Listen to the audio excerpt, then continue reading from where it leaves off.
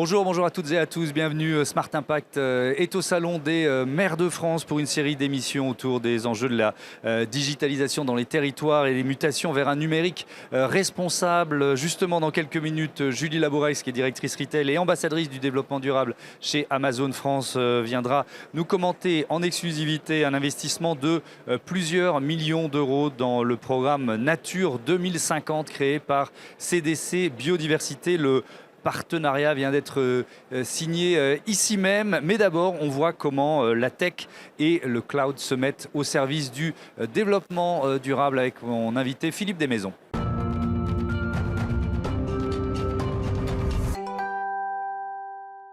Bonjour Philippe Desmaisons, heureux de vous accueillir. Vous êtes conseiller technologique exécutif, ambassadeur du développement durable chez Amazon Web Services AWS. C'est une plateforme cloud. Il faut peut-être expliquer ce que c'est quand même. Quel service vous proposez à vos clients? Donc AWS, c'est une entreprise qui est née en 2006. La proposition, en fait, c'est de fournir des services informatiques. Derrière le mot cloud, souvent on met le mot stockage, Oui. alors qu'en fait, c'est bien plus que ça, hein. C'est vraiment des services informatiques complets, donc avec des serveurs, du réseau, du stockage, effectivement. Et ce qui le caractérise, c'est d'une part le fait que c'est à la demande, c'est-à-dire qu'en fait, je n'ai pas besoin d'acheter le matériel, je vais le louer à la volée. Et ça, c'est déjà le premier point. Et puis, je paye à l'usage. C'est-à-dire que je ne vais en fait payer que ce que je consomme réellement comme service informatique. Oui, alors quand vous dites, c'est important parce que c'est vrai quand on pense stockage, on pense centre de données. Ça fait partie de votre activité, mais il n'y a pas que ça. Pour peut-être un peu poser le périmètre, en France, c'est combien de clients? Et puis surtout, c'est dans quel secteur? Ça touche un peu tous les secteurs de l'économie. Alors, c'est plusieurs milliers de clients en France, quelle que soit d'ailleurs leur taille. Oui. Je pense que ça, c'est vraiment important. Donc, effectivement, on part des grandes entreprises, puisqu'on va avoir, par exemple, 80% des acteurs du CAC 40 qui sont clients AWS, mais aussi on va retrouver des petites et moyennes et des toutes petites entreprises, puisque finalement, en fait, nos services, ce sont des services extrêmement génériques d'un point de vue purement informatique et qui permettent de répondre à tous les besoins, quelle que soit la taille. Et vous accompagnez aussi la croissance des licornes. Je crois que 70% des licornes françaises travaillent avec vous. On parle évidemment développement durable dans cette émission. Comment le cloud peut se mettre au service du développement durable? Alors en fait, déjà, il faut savoir que, comme je l'indiquais tout à l'heure, le cloud, c'est quelque chose qu'on va aller chercher quand on en a besoin. Et donc, j'ai tendance toujours à dire que finalement, le cloud, c'est le transport en commun de l'informatique. Oui. Qu'est-ce que ça veut dire? Ça veut dire que je n'ai pas besoin d'acheter ma voiture, par exemple, et de l'avoir tout le temps sous la main. Donc, si je ne m'en sers pas, personne ne s'en sert. Et bien là, en fait, on est quelque part dans le logique de transport en commun, comme le train, que je vais prendre quand j'en ai besoin. Et d'ailleurs, quand je vais descendre à la gare, quelqu'un va peut-être prendre ma place. Donc, cette logique de faire en sorte qu'on va mutualiser les ressources, le fait que la ressource que je vais consommer, elle ne m'est pas exclusive, déjà, ça permet d'arriver à réduire drastiquement la consommation énergétique, sujet important s'il en est aujourd'hui. J'ai vu que vous parlez d'un facteur 5 en termes de consommation d'énergie. Exactement. Comment vous atteignez ce niveau? C'est quand même assez vertigineux, un facteur 5. Alors, ce facteur 5, effectivement, il a été étudié par un cabinet de recherche externe, mais il a aussi été constaté par les clients. Alors, on va dire que le premier vecteur qui se cache derrière ce facteur 5, donc 80% d'énergie en moins, c'est essentiellement, comme je l'ai dit tout à l'heure, la mutualisation. Oui. C'est-à-dire que je vais, un peu comme je parlais du covoiturage, de l'IT, quand vous mettez une personne dans un véhicule ou 5, le facteur 5, vous le Ça retrouvez. va vite, d'accord. Ça, c'est le premier élément. Le deuxième élément, comme notre métier en fait, c'est de donner des services informatiques, eh bien nous avons décidé de concevoir la totalité du matériel. Les serveurs, le stockage, la partie réseau. Et de ce fait, on va avoir des matériels qui sont exactement en fait en face des besoins, sans avoir des fonctionnalités additionnelles que l'on peut retrouver généralement chez les grands acteurs du marché qui vendent du matériel, où finalement souvent leur valeur vient par les fonctionnalités supplémentaires. Or, nous, en fait, on ne va pas amener des fonctionnalités dont on ne se sert pas. Donc ça ne sert à rien de surdimensionner un service, c'est ça, un processeur ou un serveur? Voilà, j'appelle ça le syndrome du traitement de texte. Oui. Ça correspond à quoi? En fait, aujourd'hui, un traitement de texte, moi je suis un piètre utilisateur, j'utilise le gras, le souligné, l'italique, je fais quelques paragraphes et le summum s'il me tape des matières. Et pourtant, le logiciel que je vais utiliser, il fait plus de 20 gigaoctets, il est énorme et il a des fonctionnalités extrêmement multiples dont je ne me sers pas. Eh bien, en fait, l'idée, c'est de faire un traitement de texte qui ne fait que du gras, du souligné, de l'italique, et que c'est ça qu'on implémente pour nos clients. Alors, évidemment, c'est une image, mais l'idée, c'est de faire que ces matériels puissent correspondre exactement aux usages. Et donc, on baisse drastiquement l'énergie qui va être utilisée, en fait, on va se consacrer qu'au cœur des fonctionnalités. C'est dans l'ADN d'AWS ou alors ça a grandi cette conception-là à la demande de vos clients aussi? Parce que on sait très bien que les enjeux de développement durable, le bilan RSE, c'est devenu majeur, stratégique pour la plupart des entreprises. C'est de plus en plus demandé par vos clients? Alors déjà, effectivement, nos clients, et spécifiquement en plus en France, on a effectivement beaucoup de demandes sur la partie du développement durable. Et il est clair que ce qui est intéressant dans l'approche que je viens de vous indiquer, c'est que les deux sont compatibles avec la partie économie. C'est-à-dire que à partir du moment où vous consommez moins d'énergie, c'est intéressant économiquement. Et en ce moment, ça tombe bien. Et c'est intéressant au niveau développement durable. Mais pour rebondir sur votre question, les clients viennent nous voir pas uniquement pour avoir une informatique verte, Ouais. mais ils viennent aussi pour utiliser l'outil informatique pour décarboner leur métier, leur business. Et ça, c'est quelque chose d'important. C'est-à-dire qu'on voit que c'est un outil qui permet de s'adapter aux besoins, de démarrer de nouvelles idées, donc très, très adapté finalement à l'innovation. Je peux peut-être citer une entreprise, une start-up, on l'appelle start-up, mais elle est maintenant assez importante, qui s'appelle Green Citizen. Donc là, on est au Salon des maires. Il faut savoir que c'est dans les réseaux d'eau, là, c'est ça? Et... Alors exactement, Green Citizen en fait travaille de manière générale sur l'optimisation de l'usage de l'eau, Oui. et aussi sur les déchets. Donc vraiment sur plusieurs dimensions du développement durable. Donc par une logique auprès des municipalités de mettre des capteurs sur l'ensemble de l'arrosage public. Si on a trop mis d'eau, on a perdu, et si on n'en a pas mis assez, on a perdu aussi. Donc le fait d'arriver à directement utiliser la bonne quantité d'eau, c'est important. Et ils arrivent jusqu'à 40% d'économie d'eau dans certaines municipalités. Donc ça, c'est le principe de Green Citizen. Et en quoi les solutions AWS les aident à être plus efficaces? Alors justement, c'est ça qui est intéressant. On parle beaucoup de l'Internet des objets. Oui. Ces fameux capteurs, en fait, qui sont directement dans les espaces verts, vont remonter de l'informatique justement sur ce fameux cloud. Et il se trouve que ces éléments vont permettre d'arriver à calculer exactement et piloter l'ensemble de l'arrosage. On peut citer aussi ce qui est fait à Marseille pour la partie des gestions des déchets, pour éviter que ça aille dans les caniveaux. Il y a des capteurs qui repèrent s'il y a des déchets dans les caniveaux, et pour éviter que ça parte dans la mer, eh bien ça déclenche donc toute cette logique de remontée et de surveillance par le cloud. Ça déclenche une intervention des agents municipaux pour aller vider en fait ces caniveaux. Ouais, alors je voudrais revenir quand même au centre de données, parce que c'est l'un des cœurs de métier d'AWS. Évidemment, c'est énergivore, un centre de données. Donc comment vous faites baisser la consommation d'énergie de vos data centers? Alors, énergivore, oui et non. Je vais juste reprendre ce mot-là. C'est comme je parlais finalement de la différence entre la voiture et le train. Effectivement, le train consomme beaucoup d'énergie. Mais en fait, à l'unité, c'est une énergie si on met beaucoup de monde dedans, il en consomme moins. On est d'accord. Exactement. Et donc c'est en ça en fait que les data centers sont déjà, dès lors qu'on le partage, et c'est extrêmement important parce qu'il existe des centres de données qui sont privés. Et après, nous avons à la fois des éléments, c'est notre métier, de volume qui nous permettent d'arriver à travailler sur des technologies, Oui. tant dans la partie de la gestion de ce qu'on appelle en fait la partie de gestion de la chaleur. Par exemple, en Irlande, en Europe, la chaleur de nos data centers sert à réchauffer des logements du quartier. Et puis ensuite, sur la gestion de l'eau, qui est un autre élément, on pense beaucoup à l'énergie, mais l'eau, elle est utilisée dans beaucoup de data centers historiquement pour refroidir, justement. Ouais. Eh bien, nous avons créé des innovations pour utiliser l'air plutôt que l'eau. Et donc, toujours en Irlande, qui est partie des plus gros centres de données en Europe, eh bien, on utilise moins de 1000 mètres cubes d'eau sur l'année. C'est-à-dire qu'en fait, 95% du temps, on n'utilise pas d'eau du tout. Et en fait, ces mètres cubes, ça correspond à peu près à la consommation de 8 foyers irlandais. Voyez. Donc c'est juste pour vous dire qu'on a fait en sorte, parce que c'est notre métier, de baisser les impacts tant en énergie qu'au niveau de l'eau. Et cette eau, ça peut être de l'eau recyclée, par exemple? Vous faites en sorte d'utiliser de plus en plus d'eau recyclée? Alors, en fait, c'est un des éléments qui nous permet d'atteindre des consommations si basses.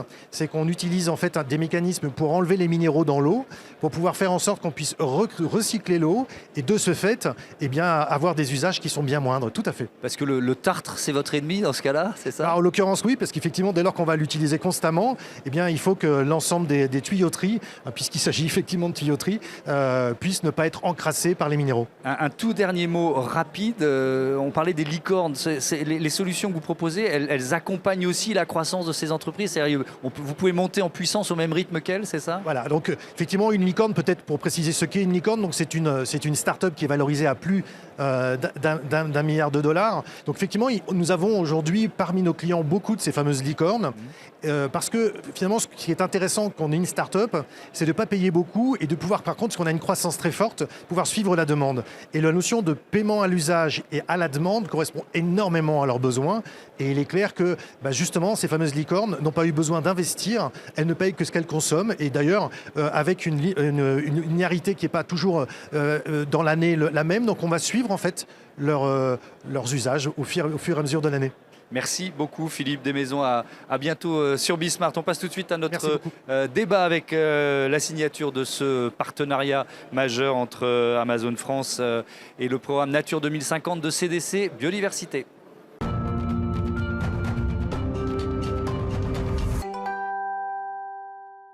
Le débat de ce Smart Impact, on est évidemment toujours au Salon des maires de France et je vous présente mes invités. Julie Labourex, bonjour, bienvenue. Bonjour. Vous êtes directrice retail, ambassadrice du développement durable chez Amazon France. Et Antoine Cady, bonjour, bienvenue. Bonjour.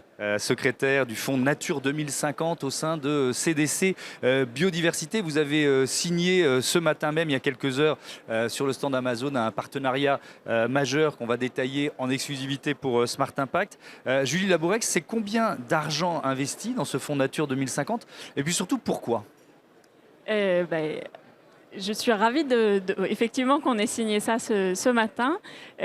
C'est un engagement de notre part qui s'inscrit dans un engagement plus important puisque, vous le savez, depuis 2019, nous avons cofondé le The Climate Pledge qui est un engagement d'arriver à la neutralité carbone d'ici 2040, 10 ans avant les échéances des accords de Paris.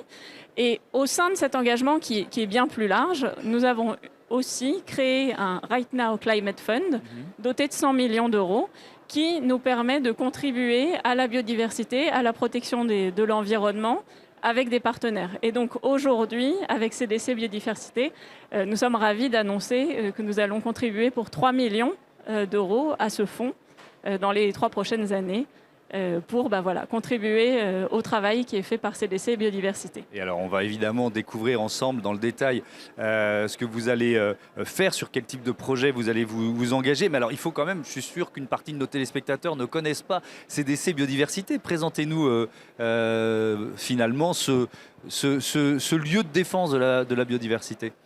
Alors effectivement, il y a quelques précisions à apporter. Le signataire, c'est bien le fonds Nature 2050. C'est un fonds de dotation, c'est-à-dire c'est une œuvre philanthropique.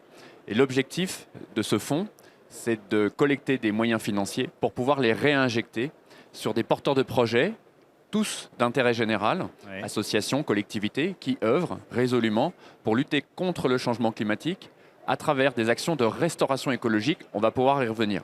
Alors il se trouve que le fondateur de ce fonds de dotation, et effectivement, la société dans laquelle je travaille, c'est CDC Biodiversité, qui est une filiale du groupe Caisse des Dépôts, et dont la mission est d'essayer d'apporter des solutions pour concilier économie et biodiversité. Il y a quelques années, on travaillait à la conciliation de la biodiversité et du développement économique. Aujourd'hui, les dimensions sont en train de s'inverser, et il est vraiment nécessaire de travailler à la préservation, peut-être à l'évolution, à l'adaptation de nos modèles économiques dans un contexte de raréfaction de la biodiversité, parce qu'il faut absolument, et nous en reparlerons d'ailleurs dans quelques semaines à la COP15 biodiversité, il faut absolument qu'on arrive à se repositionner vis-à-vis de la nature. 40% de la biodiversité a d'ores et déjà disparu et nous devons inverser les courbes. C'est vraiment très intéressant ce que vous dites parce que on voit souvent, je rebondis sur les COP climat, on en parle beaucoup plus que les COP biodiversité. J'ai presque moi découvert, alors que je parle de ces thématiques quotidiennement dans cette émission, qu'il y avait une COP biodiversité.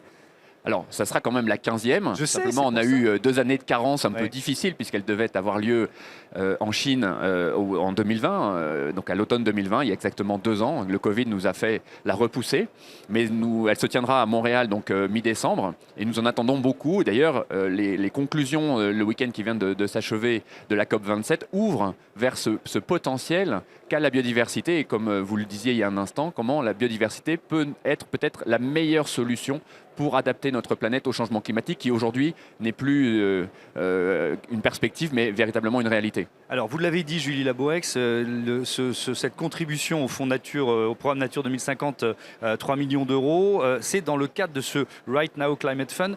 Donc il y a déjà eu des engagements similaires dans d'autres pays dans le monde, en Europe notamment. Si on rentre un peu dans le détail, c'est quoi ce programme Right Now Climate Fund ? Eh bien, donc ce sont 100 millions d'euros quand Amazon s'est engagé à investir. Et justement, pour protéger la biodiversité, pour protéger que ce soit les forêts. Donc la plupart des projets qui ont déjà été financés sont liés aux forêts. Donc dans les Appalaches aux États-Unis, en Italie aussi c'est une forêt. On a aussi participé à un certain nombre de fonds pour la préservation de la forêt amazonienne. Avec un programme qui s'appelle LEAF, c'est ça ? Exactement, avec un programme qui s'appelle LEAF. Mais ça peut aussi être dans des zones urbaines. Par exemple, en Allemagne, on a un programme qui est sur les zones urbaines.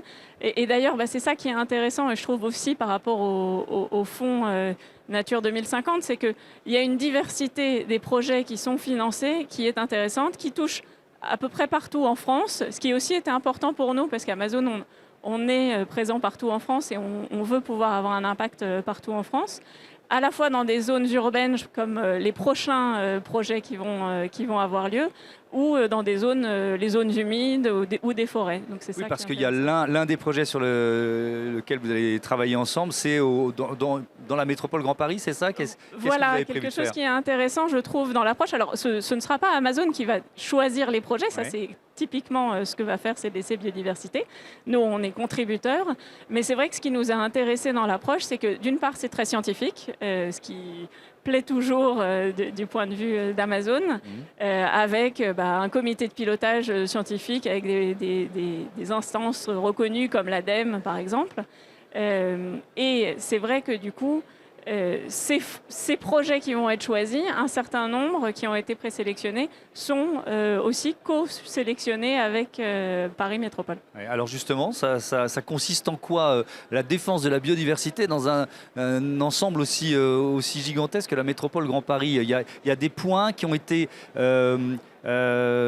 désignés, repérés par des scientifiques, vous avez été alertés. Comment finalement vous guidez une entreprise comme Amazon pour bien utiliser cet argent au service de la biodiversité ? Alors si vous me permettez, je fais un tout petit pas de recul pour dézoomer en fait sur ce qu'est le programme Nature 2050, comment il fonctionne.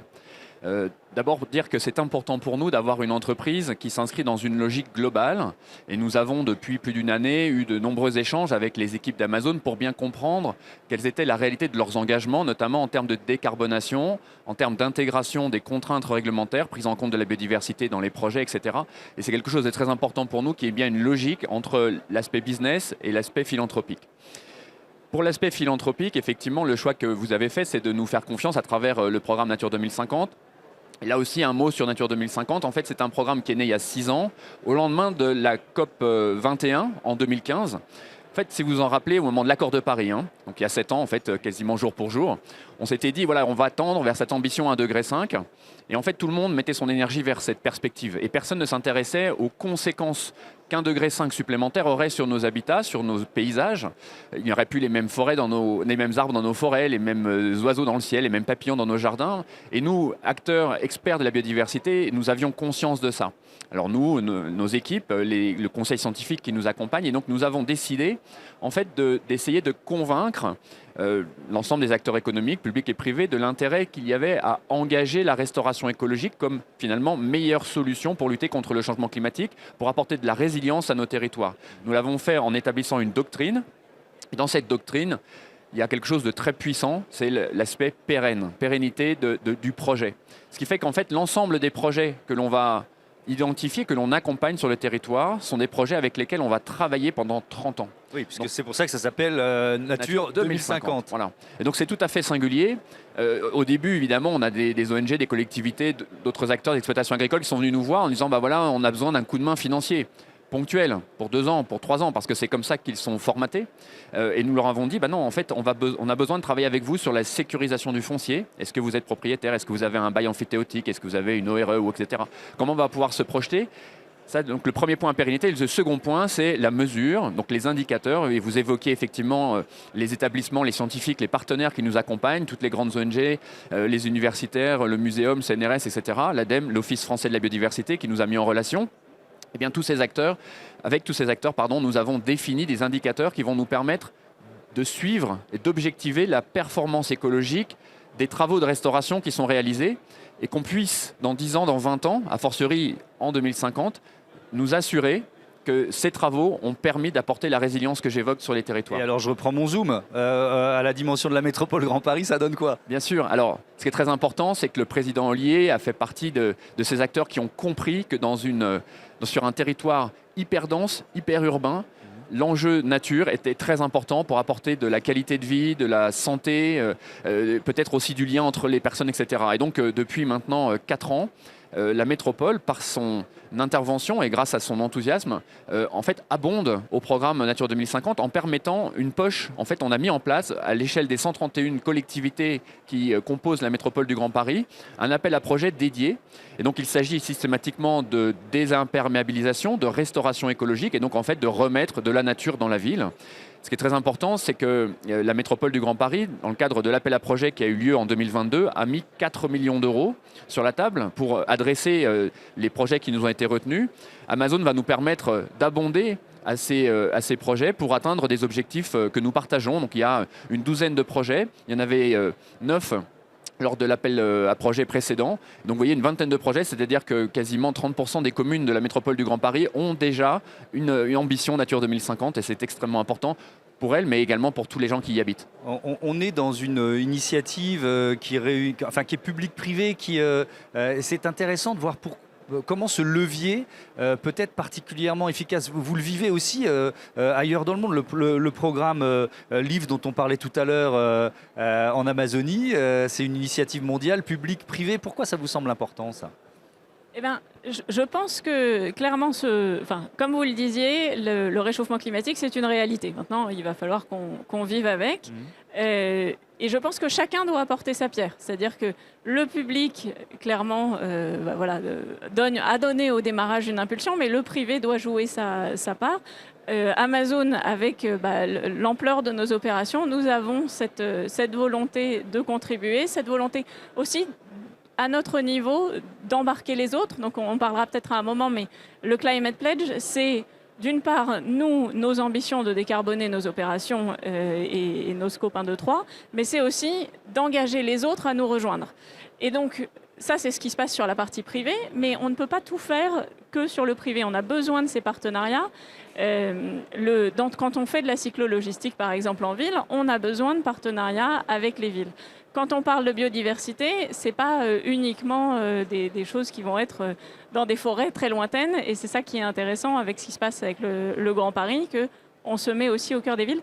Donc, je pense que vraiment c'est important d'avoir à la fois une dynamique privée et publique et d'arrêter d'opposer, parce que parfois c'est un peu le cas de ce qui est dit, mais qu'on voit comment ensemble chacun peut contribuer sa pierre. Alors justement, The Climate Pledge, c'est vous qui l'avez initié. Il y a combien de participants maintenant? Parce que c'est devenu un fleuve assez puissant, quoi. C'est tout. Et alors on s'en réjouit parce que c'est vraiment l'objectif. On a maintenant 375 signataires dans le monde. Et donc on invite toutes les entreprises à nous rejoindre. Ce qui est intéressant, c'est que je crois qu'on est à 51 pays maintenant avec des entreprises signataires, 29 industries. Donc on est vraiment sur quelque chose assez large. En France, on a des signataires, le groupe SEB, Atos. Et du coup, ça vous montre la diversité qu'il y a. Et chacune de ces entreprises s'est engagée à relever le défi des accords de Paris 10 ans avant. Donc on essaye vraiment de le faire grandir. On continue d'engager un certain nombre de nos partenaires commerciaux, mais ou pas, pour qu'ils nous rejoignent. Antoine Cady, avec ces 3 millions d'euros, Amazon devient le principal contributeur du fonds Nature 2050. C'est ça à peu près, hein, alors, pour l'instant, mais bon, à la rigueur, on espère qu'ils ne le seront pas longtemps. Enfin, vous voyez ce que je veux dire. Plus il y a d'entreprises et de partenaires, mieux c'est. Si vous voulez quelques chiffres, en 5 ans, le programme Nature 2050 rassemblé près de 8,6 millions d'euros. Donc les 3 millions d'euros d'Amazon s'ajoutent à ces 8,6 millions d'euros. Donc effectivement, on est sur une croissance du nombre de contributeurs et de la taille des contributions. C'est très important. Ce qui est très important également pour nous, ce sont l'engagement des contributeurs dans la durée. Puisque, vous l'avez compris, faire émerger ces projets, des projets qui sont susceptibles d'être accompagnés et qui pendant 30 ans et qui acceptent les ambitions de Nature 2050, ce sont des projets qui mettent un certain temps à mûrir. Et donc, le fait qu'on puisse s'engager dans la durée a beaucoup de sens. Et puis, je l'évoquais, la métropole du Grand Paris, 2 millions puis 4 millions d'euros qui viennent s'ajouter à ces sommes. Donc, vous voyez, en fait, Nature 2050, pour la partie hexagonale et ultramarine, puisque nous sommes également présents dans les Outre-mer. Et j'en profite d'ailleurs pour saluer les élus des Outre-mer que j'ai croisés tout à l'heure. Et c'est toujours très important pour nous. Les Outre-mer ont une importance très, très stratégique pour la biodiversité française et elles sont très concernées par les sujets des changements climatiques. Donc vous voyez, voilà, c'est cette dynamique-là en fait qui est importante. Et donc effectivement, Amazon, c'est une accélération supplémentaire qui va nous permettre d'accompagner de nouveaux projets. Je reviens à ce que vous nous disiez tout à l'heure, c'est-à-dire les projets que vous avez déjà accompagnés, financés en Italie, en Allemagne, au Royaume-Uni, pour ne parler que de l'Europe. Là, vous avez un petit peu de retour d'expérience ou de recul de temporalité. Qu'est-ce qui est en train de se mettre en place? Qu'est-ce que vous voyez votre argent devenir de la biodiversité en quelque sorte? C'est un peu trivial ce que je dis, mais c'est ça. En tout cas, c'est l'objectif. On n'a pas encore beaucoup de recul parce que tout ça s'est fait en 2020. Donc, mais clairement, on est encore une fois toujours dans une logique assez long terme justement d'accompagner. On pense que c'est maintenant qu'il faut qu'on investisse parce que la nature finalement se régénère lentement mais assez vite. Et donc si on commence maintenant, on arrivera à en voir les fruits. À ce stade, c'est encore un peu tôt pour vraiment le voir, mais c'est l'objectif. Alors, il y a cet aspect-là, et puis allez, il nous reste 1 minute. Je voudrais que vous puissiez mettre en avant aussi, parce que par définition, un géant comme Amazon, c'est aussi un émetteur de carbone. Donc, par exemple, sur l'aspect livraison, qu'est-ce que vous êtes en train de mettre en place? Quels engagements vous avez pris? Alors, déjà, en termes d'engagement, on s'est engagé à ce que, donc d'une part, comme je l'ai déjà dit, d'arriver 10 ans avant les accords de Paris à la neutralité carbone, sur tous nos scopes, ce qui est quand même un engagement très ambitieux. Et sur la livraison en particulier, on s'est engagé à ce que d'ici 2030, 50% de nos livraisons soient neutres en carbone. C'est-à-dire à la fois le transport, mais aussi l'emballage, etc. Et les opérations qui conduisent à ce qu'un paquet arrive chez vous en tant que client. Et concrètement, les premières étapes se passent sur le transport. On a, pour vous donner un ordre de grandeur, l'an dernier, il y a déjà 10 millions de colis en France qui ont été livrés soit par véhicule électrique, soit à vélo, soit à pied. On a des ambitions très importantes. On a débloqué 1 milliard d'euros, enfin de dollars, dans le monde pour décarboner toutes nos flottes. Ça va à la fois sur ce qu'on appelle le middle mile, donc les camions qui se passent entre entrepôts. Où on investit pour avoir des flottes de camions poids lourds électriques. Donc on a ce milliard, et aussi sur ce qu'on appelle le last mile, donc le dernier kilomètre, ce qui arrive chez chacun d'entre nous, où là l'enjeu c'est d'une part de consolider les flux, donc avec des algorithmes qui permettent d'avoir les routes les plus efficaces, et d'autre part de verdir. Et donc c'est là où on a ces logistiques, soit en véhicule électrique, soit en vélo, soit à pied. Merci beaucoup, merci à tous les deux d'avoir participé merci à cette émission. Je rappelle donc l'information principale de ce Smart Impact, Amazon qui investit 3 millions d'euros dans ce programme Nature 2050. Je vous dis à demain pour un nouveau numéro de Smart Impact, toujours ici depuis le Salon des maires de France. Salut.